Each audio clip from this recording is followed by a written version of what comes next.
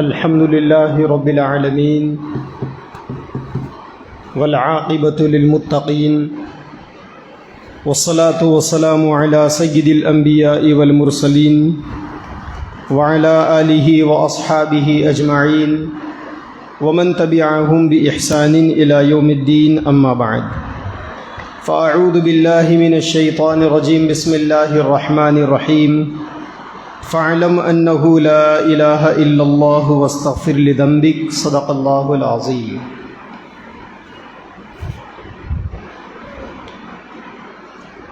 عزیز دوستوں، ابھی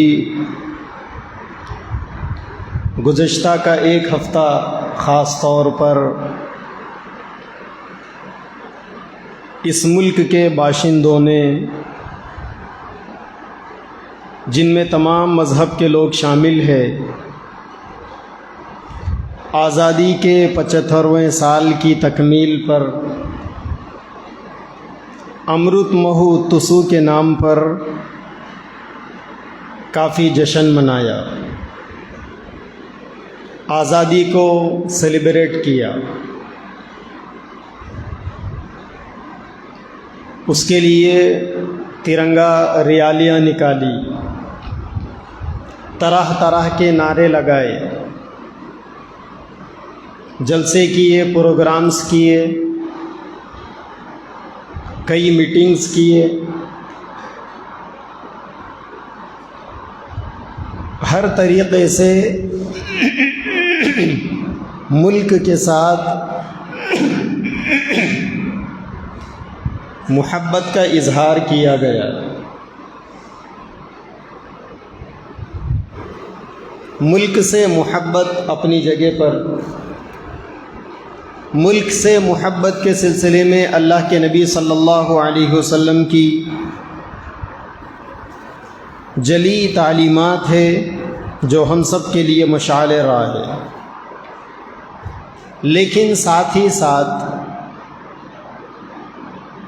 مسلمانوں کو ہر عمل کے اندر اس بات کو ہمیشہ پیش نظر رکھنا چاہیے کہ ہمارے کس عمل سے ہمارے عقیدے کے اوپر مار پڑتی ہے۔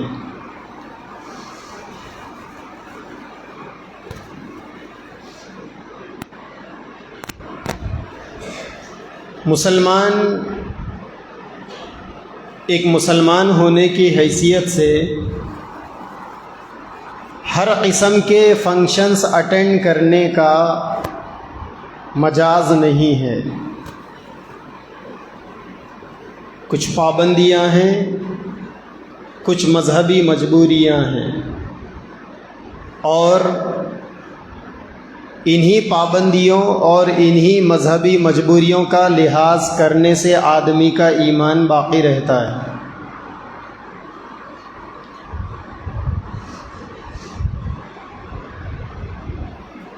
اس وقت پورے ملک میں سوشل میڈیا پر مسلمانوں کی جو ایکٹیویٹیز دیکھنے کو ملی اور مسلمانوں کی جو حرکتیں سامنے آئی، وطن سے محبت کے سلسلے میں ان کا جو لگاؤ لوگوں کے سامنے آیا، کئی ایک اعتبار سے قابل تعریف بھی ہے اور کئی ایک اعتبار سے بہت ساری چیزیں قابل گرفت بھی ہے۔ اس قسم کے موقع سے ہم لوگ جو غلطیاں کرتے ہیں، ان غلطیوں کی فوری روک تھام، ان غلطیوں کے اوپر فوری روک ٹوک اور ان غلطیوں کے اوپر فوری نشاندہی کرنا ضروری ہو جاتا ہے۔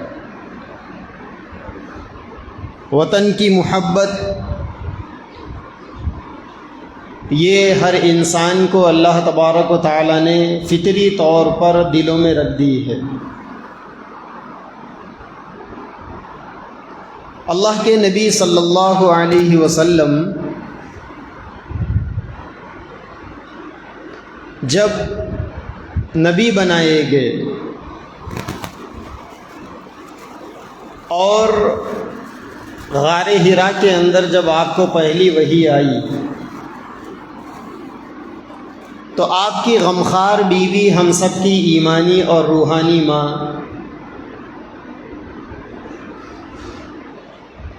سیدتنا خدیجۃ الکبریٰ رضی اللہ تعالی عنہا نے اللہ کے نبی کو اپنے چچیرے بھائی ورقہ بن نوفل کے پاس لے کر گئی۔ ورقہ بن نوفل بڑے عالم تھے پچھلی شریعت کے۔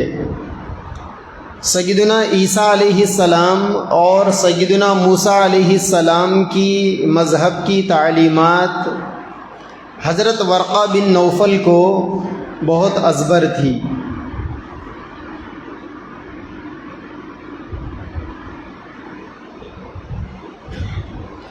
ورقہ بن نوفل نے اللہ کے نبی صلی اللہ علیہ وسلم کی ساری باتوں کو غور سے سنا۔ اس کے بعد 2-3 چیزیں انہوں نے نبی کے سامنے فرمائی۔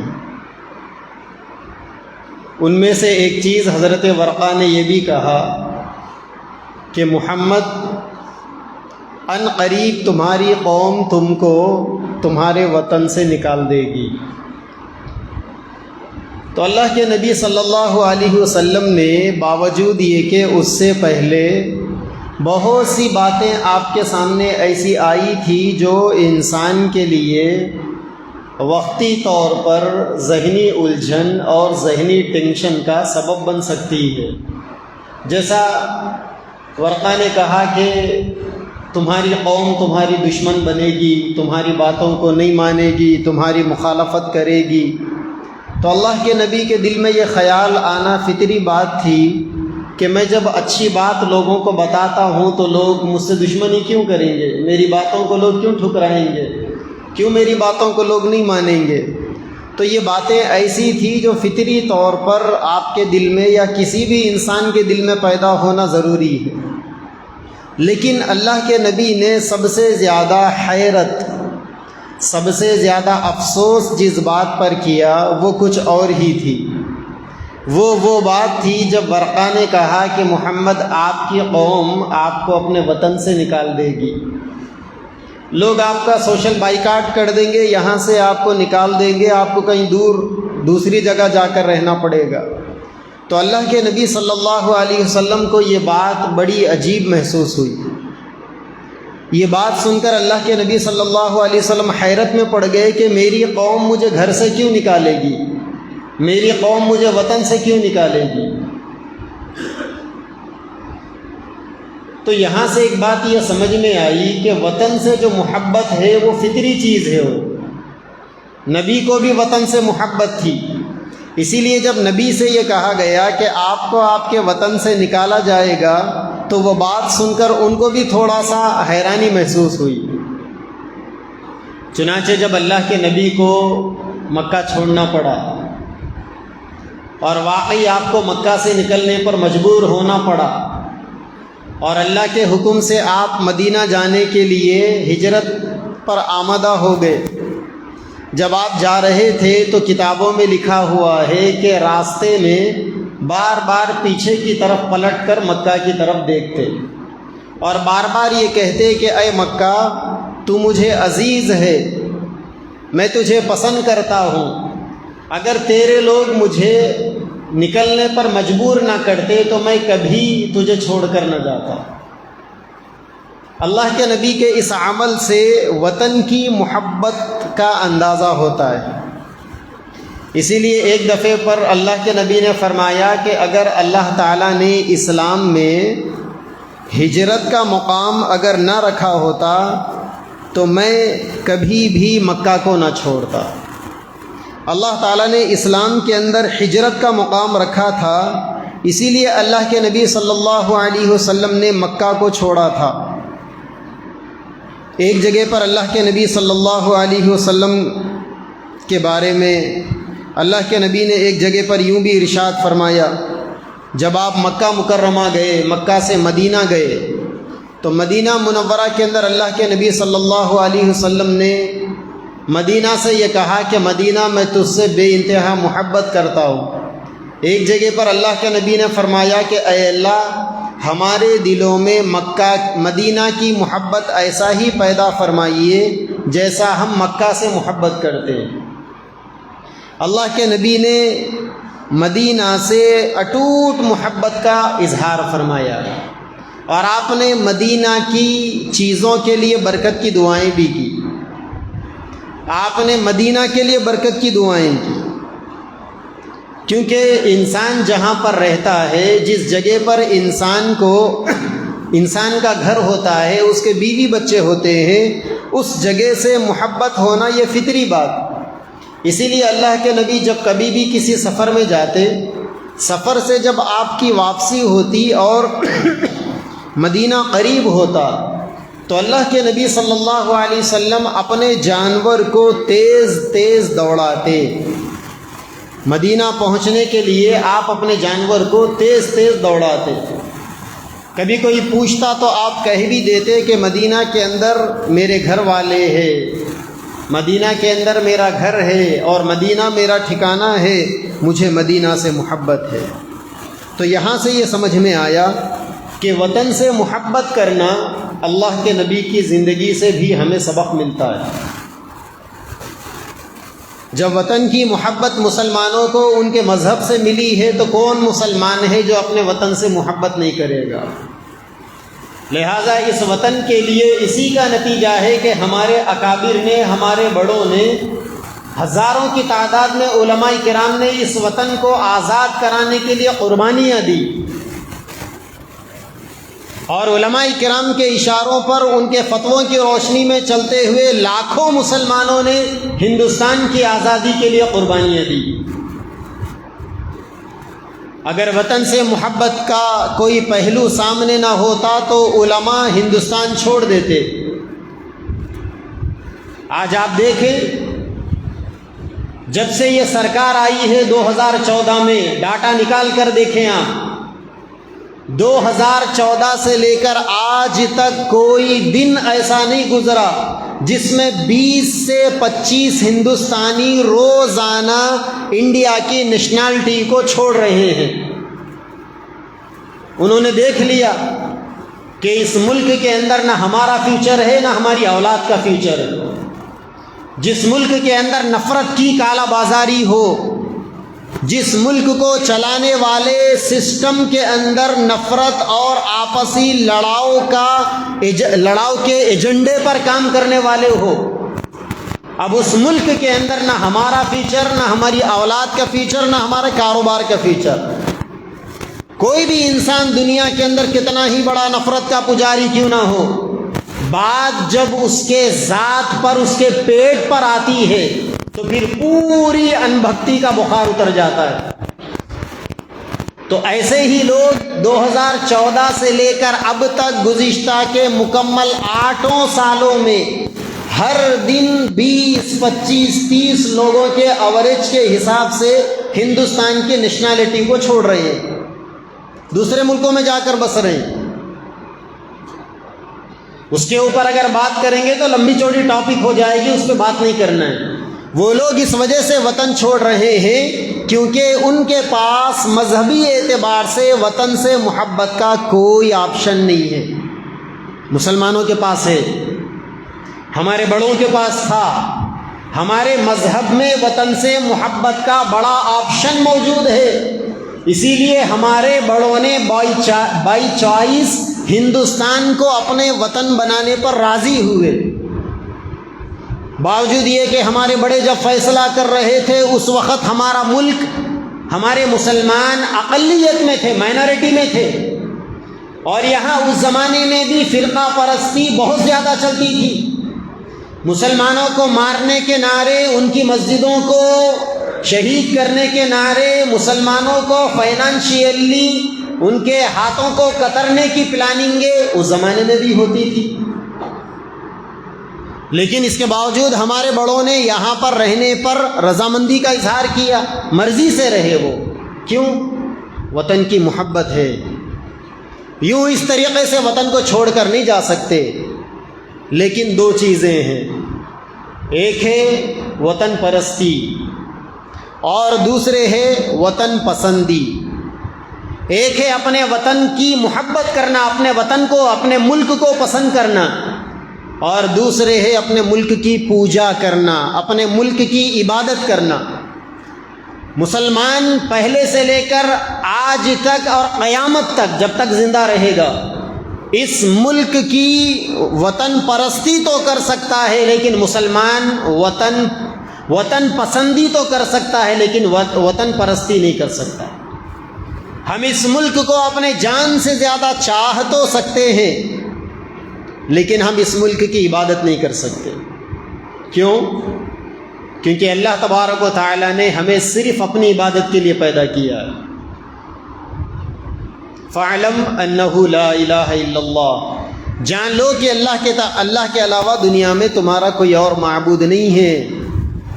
وَمَا أُمِرُوا إِلَّا لِيَعْبُدُوا اللَّهَ مُخْلِصِينَ لَهُ الدِّينَ، تمہیں صرف دین کو اللہ کے لیے خاص کرتے ہوئے اسی کی عبادت کرنا ہے۔ اللہ کے علاوہ تم کسی اور کی عبادت نہیں کر سکتے، اللہ کے علاوہ کسی اور کی پرستی یا کسی اور کی پرستش تم نہیں کر سکتے۔ پسند تو کر سکتے ہو، لیکن پرستش نہیں ہو سکتی۔ پرستش ہوگی، عبادت ہوگی صرف ایک اللہ کی۔ تو مسلمان پہلے ہی دن سے اس ملک کے اندر ملک کو چاہتا ہے، ملک کے لیے اپنے جان مال کی ہر قسم کی قربانی دیتا ہے، اور وہیں پر دوسری طرف ملک کی چاہت کی چکر میں عقیدے کے بگاڑ کا شکار نہیں ہوتا۔ یہ طے بات ہے۔ ہمارے بڑوں نے جگہ جگہ پر، علماء نے جگہ جگہ پر مسلمانوں کی رہبری کی، مسلمانوں کو سمجھایا۔ ابھی یہ جو 75ویں آزادی کا امرت مہوتسو آپ نے منایا، بہت سے نوجوانوں کو دیکھنے میں آیا کہ جشن، وطن کی آزادی کا جشن منانے کے چکر میں ان کو عقیدے کا بھی خیال نہیں رہا۔ ایسے بہت سے نعرے انہوں نے لگائے کہ جن نعروں کے لگانے کے بعد آدمی کا ایمان باقی نہیں رہتا۔ ایسی بہت سی حرکتیں انہوں نے کی کہ ویسی حرکتیں کرنے کے بعد پھر آدمی، ایک ایمان والے کا ایمان سلامت رہنے کی کوئی گارنٹی نہیں دی جا سکتی۔ ہر چیز کی حد ہوتی ہے، ہر چیز کی ایک باؤنڈری ہوتی۔ جب آپ اس چیز کی باؤنڈری سے، سرحد سے نکل کر آگے چلے جاتے ہو تو پھر آپ اس چیز کی سرحد میں داخل نہیں شمار کیے جاتے۔ ایمان کی کچھ سرحدیں ہیں، ایمان کے کچھ حدود ہے، ان حدود کا پاس و لحاظ کرنا آپ کی اپنی ذمہ داری ہے۔ اکثر نعروں میں دیکھنے میں آیا، بعض جگہ پر ہمارے بچوں نے اور ہمارے لوگوں نے عجیب عجیب نعرے لگائے۔ ایک جگہ پر نوجوانوں نے نعرے لگایا کہ وطن تو ہمیں جان و ایمان سے زیادہ عزیز ہے۔ اگر آپ کا وطن آپ کو ایمان سے زیادہ عزیز ہے تو آپ مسلمان کہاں ہیں آپ؟ اور اپنے وطن کو اتنا ایمان سے زیادہ عزیز بنانے کی مجبوری کیا آ گئی آپ کو؟ کہیں آپ بھی وہ دیش دروہی غداروں کے پروپیگنڈے کا شکار تو نہیں ہو گئے جو آزادی کے موقع پر جب آپ کے بڑے اپنی گردنیں کٹا رہے تھے، اپنی خون کی ندیاں بہا رہے تھے، وہ انگریزوں کے تلوے چاٹ رہے تھے، وہ انگریزوں سے لو لیٹر والی چٹھیاں لکھ رہے تھے کہ ہم آپ کو اپنا مانتے ہیں، ہمدرد مانتے ہیں، بڑا مانتے ہیں، ہم آپ کے خلاف کوئی موومنٹ کا حصہ نہیں بنیں گے۔ آج ان لوگوں نے وطن پرستی یا وطن سے محبت کے بارے میں آپ سے سرٹیفکیٹ مانگا تو آپ اتنا زیادہ اس سرٹیفکیٹ کے عاشق بن گئے اور اتنے زیادہ مخلص بن گئے کہ آپ نے وطن پرستی اور وطن سے محبت کو بتانے کے لیے اپنے ایمان کو بھی چھوڑ دیا۔ اے وطن تو ہمیں جان و ایمان سے زیادہ عزیز ہے کے نعرے لگائے آپ نے، اور وہیں پر اکثر نوجوانوں کو دیکھا گیا کہ انہوں نے وندے ماترم، بھارت ماتا کی جے کے نعرے لگانے میں، وندے ماترم کے نغمے اپنی ریالیوں میں لگانے میں کسی قسم کی کوئی جھجک انہوں نے محسوس نہیں کی۔ کسی کو برا لگتا ہے تو لگنے دیجئے، لیکن یہ بات دو ٹوک لفظوں میں آپ کو سن لینی چاہیے کہ مسلمان بھارت ماتا کی جے کا نعرہ کبھی نہیں لگا سکتا، کبھی اس کے لیے جائز نہیں ہو سکتا۔ مسلمان وندے ماترم کبھی نہیں پڑھ سکتا۔ کیوں؟ کیوں نہیں پڑھ سکتا؟ میں بتاؤں گا آپ کو کیوں نہیں پڑھ سکتا۔ وندے ماترم یہ جو نغمہ ہے یا یہ جو گیت ہے، اس گیت کا لکھنے والا بنکم چندر چٹرجی تھا۔ بنکم چندر چٹرجی، کلکتہ، بنگال کا۔ اس نے 1875 کے اندر ایک ناول لکھی تھی، اس ناول کا نام تھا آنند مٹھ۔ اس ناول کے اندر بنکم چندر چٹرجی نے وندے ماترم کا نغمہ پیش کیا۔ اور آپ کو پتہ ہونا چاہیے کہ اس زمانے کے اندر جتنے لوگ انگریزوں کو یہاں سے بھگانا چاہتے تھے، انہوں نے انگریز گورنمنٹ کی ڈیوٹی کو چھوڑ دیا تھا۔ انگریزوں کی نوکری کرنے کو کسی بھی ڈپارٹمنٹ میں انہوں نے استعفیٰ دے دیا تھا، لیکن اس کے باوجود بنکم چندر چٹرجی جو ہے انگریز کی گورنمنٹ میں ایک ڈسٹرکٹ کورٹ کا جج تھا وہ، یعنی انگریزوں کے نمک کو اپنے لیے حلال سمجھتا تھا، انگریزوں کا غلام تھا سیدھے سے لفظوں میں۔ تو اس نے آنند مٹھ نام سے ایک ناول لکھی، اس ناول کے اندر اس نے یہ گیت لکھا وندے ماترم والا۔ کیا ترجمہ ہے اس گیت کا؟ بڑا خطرناک ترجمہ ہے اس گیت کا۔ وندے ماترم ایک ایسا گیت ہے، اس کا ترجمہ یہ ہے، وندے ماترم میں تیرا بندہ ہوں اے میری ماں۔ وندے ماترم میں تیرا بندہ ہوں اے میری ماں۔ یہ کون سی ماں ہے جس کا بندہ ہے دنیا میں اور وہ ماں خدا کے برابر ہے؟ وہ ماں ہے دھرتی ماں۔ آپ کے ملک کی سرزمین وہ ماں ہے جس کے بارے میں وہ یہ کہتے ہیں کہ میں تیرا بندہ ہوں اے میری ماں۔ آپ اپنی ماں کے بیٹے تو ہو سکتے ہو لیکن بندے کبھی نہیں ہو سکتے۔ ہو سکتے کیا؟ آپ اپنی ماں کے بیٹے تو ہو سکتے ہو، بندے کیسے ہو سکتے ہیں آپ؟ بندہ تو خدا کا ہوتا ہے نا۔ لیکن یہ جو کہہ رہے ہیں وندے ماترم میں تیرا بندہ ہوں اے میری ماں، یہ وہ ماں نہیں ہے جس ماں نے آپ کو 9 مہینے اپنے پیٹ میں رکھ کر جنم دیا۔ یہ وہ ماں ہے جس کو یہ دھرتی ماں کہتے ہیں۔ کون سی ماں؟ اچھے پانی والی، اچھے پھولوں والی، اچھے پھلوں والی، اچھی آب و ہوا والی، حسین چاند والی، دن اور رات والی، درختوں والی، میٹھی زبان والی، شگفتہ بولیوں والی، 3 کروڑ گلوں والی۔ اب آپ کی کوسی ماں کے اندر درخت ہے، کوسی ماں میں پہاڑ ہے، کوسی ماں میں ہوا ہے، صرف بھارت ماتا کے اندر ہی ہے یہ ساری چیزیں، دھرتی ماں کے اندر۔ یہ ساری خوبیاں وندے ماترم کے ترانے کے اندر آگے پوری ایڈ ہوتی ہے، اس کا یہ ترجمہ ہے۔ اور آپ حیرت کریں گے، اس کے اندر ایک تو اتنا خطرناک بول ہے، وہ یہ کہتے ہیں تو ہی درگا 10 مسلح ہاتھوں والی۔ 10 ہاتھیں کس کے ہوتے ہیں؟ جس کے ہاتھوں میں تلوار ہوتا ہے۔ دیکھا آپ نے درگا ماں کو؟ اس میں ایک مصرع ہے، اس کا ترجمہ ہے تیری ہی محبوب مورتی ہے ایک ایک مندر میں۔ تو یہ تو ایک کٹر پنتھی ہندو ہے جو اپنے مذہب کے اظہار کے لیے یہ گیت گا رہا ہے۔ تو یہ گیت آپ کیوں گائیں گے؟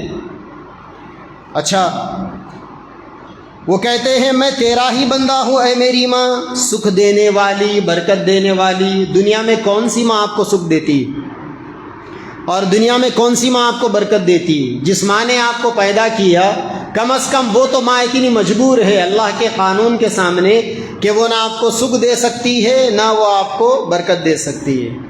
ہاں، وہ آپ کو اپنے گلے سے لگا سکتی ہے۔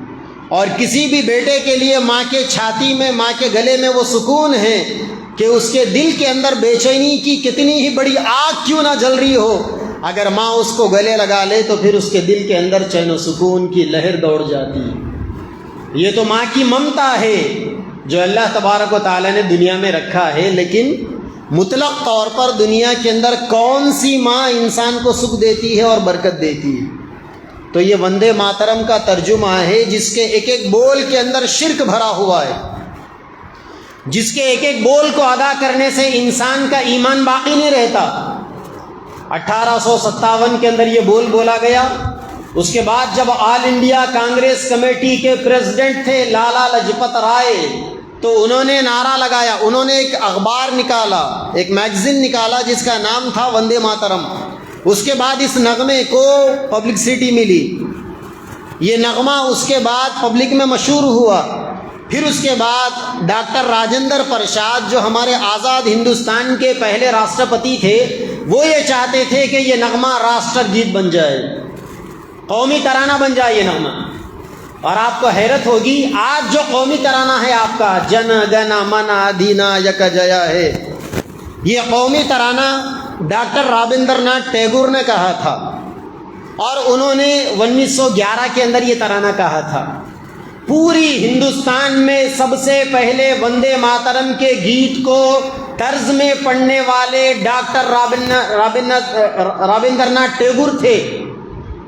لیکن جب انہوں نے دیکھا لالا لاجپت رائے کہ اس ترانے کو پورے ہندوستان کا نیشنل سانگ بنانا ہے یا اس کو راشٹریہ گیت بنانا ہے، تو اس وقت ڈاکٹر رابندر ناتھ ٹیگور نے نیتا جی سبھاش چندر بوس کو ایک لیٹر لکھا۔ اس لیٹر کے اندر انہوں نے ایک خاص بات یہ لکھی کہ وندے ماترم کا بنیادی عقیدہ دیوی درگا کی پرستش ہے۔ بینکم نے درگا کو متحدہ بنگال کی علامت کے طور پر پیش کیا ہے، یعنی جس آدمی نے سب سے پہلے اس ترانے کو گایا، جب اس ترانے کو دیش کا قومی ترانہ بنانے کی جب آواز لگی تو اسی آدمی نے اس کی مخالفت کی۔ اور پھر اس کے بعد آگے چل کر جن گن من ادھینایک جیا ہے یہ ترانہ آپ کے اس ملک کا قومی ترانہ بنایا گیا۔ یہ الگ بات ہے کہ جب ڈاکٹر رابندر ناتھ ٹیگور نے اس ترانے کو پیش کیا تھا، آل انڈیا کانگریس کمیٹی کی بنگال میں ایک میٹنگ ہو رہی تھی، اور اس زمانے کے اندر برٹش کے جو کنگ تھے جارج پنجم ان کا نام تھا، اس موقع پر یہ ترانہ بنایا گیا تو رابندر ناتھ ٹیگور صاحب پر الزام لگا کہ تم نے بھی تو انگریز کو خوش کرنے کے لیے ترانہ گایا تھا، اس ترانے کو پورے دیش کا قومی ترانہ کیسے کہا جا سکتا ہے؟ لیکن اس ترانے کے اندر انہوں نے جو نظریہ پیش کیا، یقیناً اس نظریے کی مار پڑتی ہے ان لوگوں کے اوپر جن لوگوں کا ترانہ وندے ماترم ہو سکتا تھا۔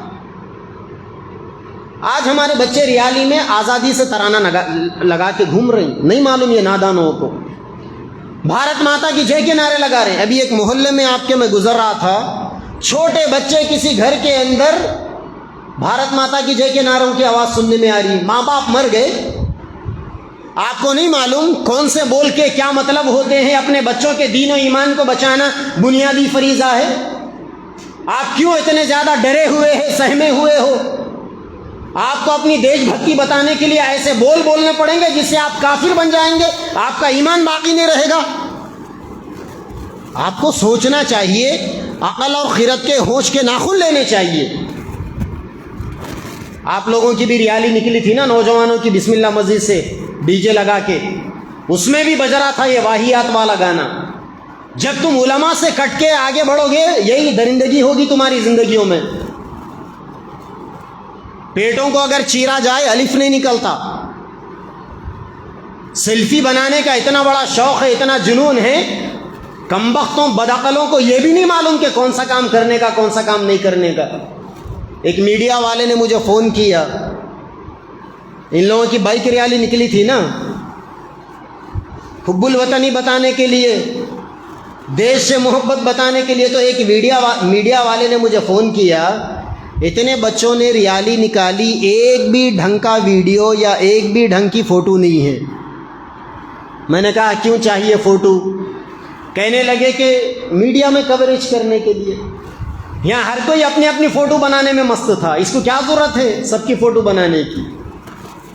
ایسے الو کے پٹھے ہیں، ایسے بیوقوف، ایسے گدھے ہیں، دماغوں میں بھیجا نہیں ہے، گوبر بھرا ہوا ہے۔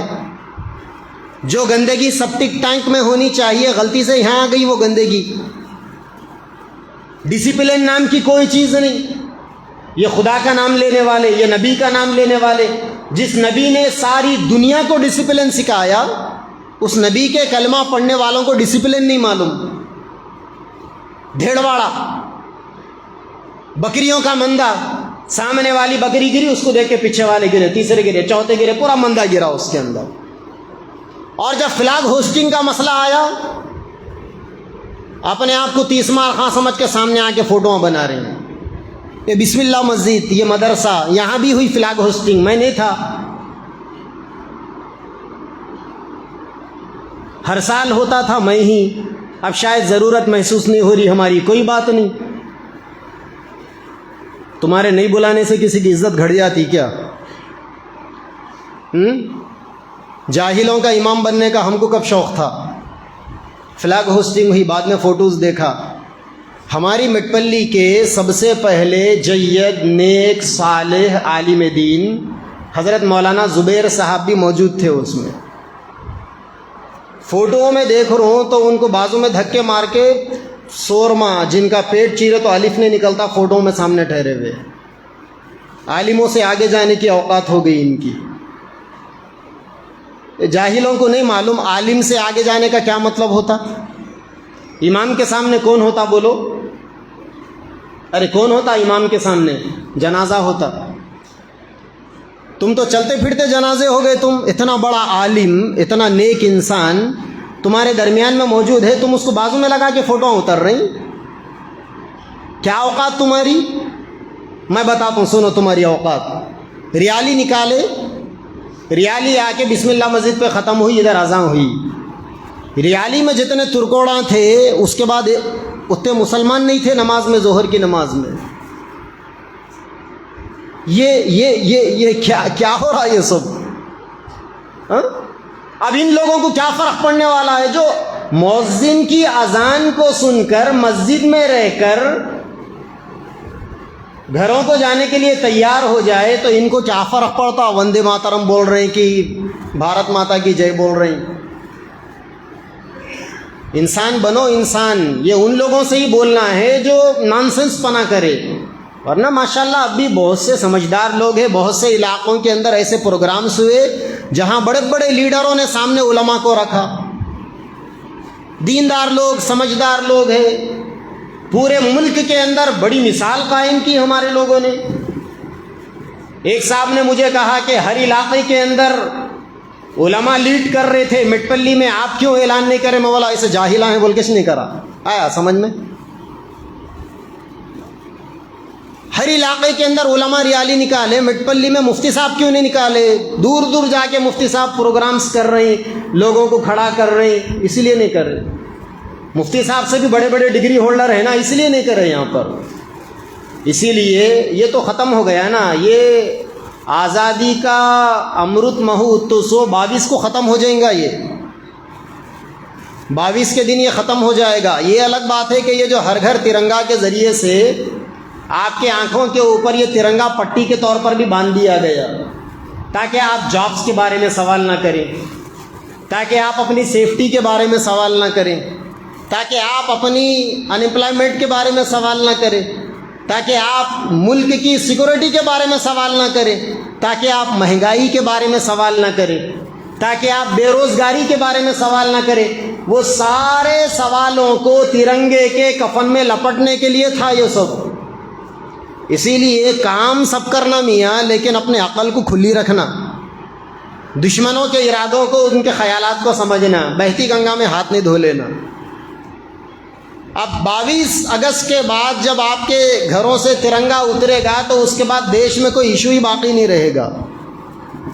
بھلے ہی اس کے بعد جب روٹی پکانے کے لیے ڈھکن کھول کر دیکھو تو آٹا غائب گھر میں سے، کھانا پکانے کے لیے ڈھکن کھول کر دیکھو تو چاول غائب. اسی لیے ساری چیزیں کرنا لمٹ میں کرنا. مسلمان کوئی دیش دروہی بتانے کا ٹھیکیدار نہیں ہے. ہم اس ملک کی آزادی میں لاکھوں کی تعداد میں ہم نے خون کی قربانیاں دی ہے. آج جو لوگ مسلمانوں سے، دیش وطن سے محبت کا سرٹیفکیٹ مانگ رہے وہ انگریزوں کے دلال ہیں. وہ انگریزوں کے تلوے چاٹنے والے تھے. وہ جو اپنی چھت پہ ترنگا تک نہیں لہراتے، وہ میرے اوپر غداری کا الزام لگاتے. سمجھے آپ؟ جو لوگ اپنے چھتوں پر آزادی کے بعد سے 56 سال تک کبھی ترنگا نہیں لہرائے، آج وہ لوگ دیش کے 20 کروڑ مسلمانوں پر غداری کا الزام لگانے نکلے. اسی لیے آپ کو حوصلہ توڑنے کی ضرورت نہیں ہے. آپ اپنی زندگیوں کے اندر ایجوکیشن کو بڑھائیے، اپنے تعلیم کو بڑھائیے، پڑھیے اپنے بڑوں کی قربانیوں کو. آپ کو پتہ چلے گا کہ آپ کے بڑوں نے کیا کچھ قربانیاں نہیں دی. گزشتہ جمعہ کے اندر اس کی کچھ جھلکی آپ کے سامنے بتائی گئی تھی. تاریخ کو پڑھیے، اپنے بچوں کو بتائیے، ورنہ آگے ایک دور ایسا آئے گا مسلمان ایسی احساس کمتری کا شکار ہو جائیں گے کہ وہ لوگ وہاں پر جشن منائیں گے اور مسلمان منہ چھپاتے پھریں گے. اور یہ کسی پولیٹیشن، کسی سیاسی جماعت پر بھروسہ کرنے کی ضرورت نہیں. یہ جو آپ کے علاقے کی جو گورنمنٹ ہے، آپ کے اسٹیٹ کی گورنمنٹ، حیدرآباد کے اندر جو بڑے بڑے فلائی اوور ہیں، اس کے جو بڑے بڑے 30 40 فٹ کے پلر ہیں، ان پلروں کے اوپر فریڈم فائٹرز کے فوٹوਆਂ لگائے گئے تھے، بڑے بڑے کٹ آؤٹس. ایک بھی مسلمان کی فوٹو نہیں. حد تو یہ ہو گئی کہ حیدرآباد سے نکلنے والے جو مسلمانوں کے، مسلم مینجمنٹ کے اردو اخبارات، اس کے اندر فریڈم فائٹروں کی فوٹو چھپی، ایک بھی مسلمان نہیں. تو وہ جو ڈبلیو ہنٹر نے جو کہا تھا، یا ڈاکٹر میوارام گپتا نے کہا تھا، یا ٹامسن نے جو کہا تھا، یا ڈاکٹر ولیم میور نے کہا تھا کہ ہندوستان کی آزادی میں 5 لاکھ مسلمان شہید ہوئے تھے، کیا ان 5 لاکھ مسلمانوں میں سے ایک کی بھی تصویر نہیں ملی آپ کی گورنمنٹ آف تلنگانہ کو، آپ کی دوست گورنمنٹ کو لگانے کے لیے؟ اور تف ہے کہ مسلم مینجمنٹ کے اخبار وہ 4 پیسوں کے لیے وہ اتنے بک گئے، انہوں نے اپنے ضمیروں کا اتنا سودا کر لیا کہ وہ ایک آدھ فوٹو اپنی طرف سے نہیں لگا سکتے تھے، یا وہ گورنمنٹ کے اس اشتہار کا یہ کہہ کر بائیکاٹ نہیں کر سکتے تھے کہ اس میں ایک بھی مسلمان فریڈم فائٹر کی فوٹو نہیں ہے، ہم نہیں لیں گے تمہارے ایڈورٹائزمنٹ کو. بزدلی چھائی ہوئی ہے دلوں کے اندر، اللہ تعالیٰ کا ڈر ختم ہو گیا، اسی لیے اپنے ہاتھوں سے اپنی تاریخ کو مٹانے کا کام کیا جا رہا ہے. اسی لیے عقل سے رہیے، عقل کا استعمال کیجیے، تاریخ کا استعمال، تاریخ کو پڑھیے، تاریخ کو سنیے، تاریخ کو بولیے، اور انسانیت پیدا کریں اپنے اندر، ڈسپلن پیدا کریں اپنے اندر. اور زندگی میں کیا کرنے کا ہے، کیا نہیں کرنے کا ہے، یہ صرف تعلیم سے آتی ہے چیزیں لوگوں کے اندر. جس قوم کے اندر تعلیم نہیں ہوتی، وہ قوم کی زندگی جیتے جی موت کے حوالے ہو جاتی ہے. اسی لیے کیا بولنا ہے زبان سے، کیا نہیں بولنا، پہلے علماء سے پوچھنا چاہیے. ہر بول کے بارے میں جب تک علماء سے جانکاری نہ ہو جائے، اس وقت تک زندگی میں کوئی کام نہ کریں. بہرحال جشن آزادی کی مناسبت سے جو بے اعتدالیاں ہوئی تھی، مناسب سمجھ میں آیا کہ اس کے بارے میں تھوڑی سی روشنی ڈال دی جائے. اللہ تبارک و تعالی مجھے اور آپ کو اور ساری امت محمدیہ کو علم صحیح اور عمل صالح کی توفیق عطا فرمائے، اور ہم سب کو اللہ تبارک و تعالی عقائد کی درستگی کی توفیق عطا فرمائے. وآخر دعوانا ان الحمدللہ.